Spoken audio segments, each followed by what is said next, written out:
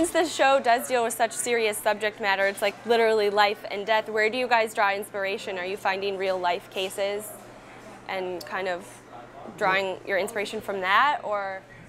Well, you know, the topic we deal with is whether or not this man committed this heinous crime, and you know, we're looking at the ramifications of that crime not only through, you know, his world and his sentencing, but through the family that's been destroyed by that night, through the victims, you know, in the situation of looking at the Dean family and how they've been able to survive, you know, the mausoleum left to Hannah that's unchanged since that night, that, you know, that time capsule pretty much of grief and sadness. And we're dealing with a very controversial topic of death row in a Western civilization, and the question of injustice, and can people fall through the cracks of that system and end up in that horror of that injustice. And so you have to bring your whole truth to the fiction that we're telling. Really, season 3 is going to be exploring memory, you know, the memory of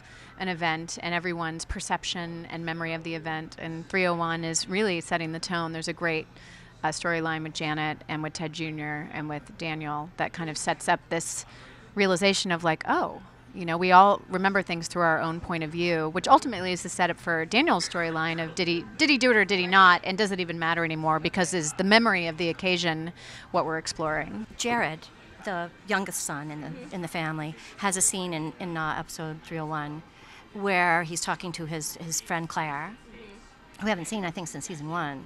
And he's saying, so he'll walk by doing this, whether he did it or not. He made this deal, and he made this arrangement, and he gets to leave. He has to leave town. He has banished. He's like, that's his circumstance.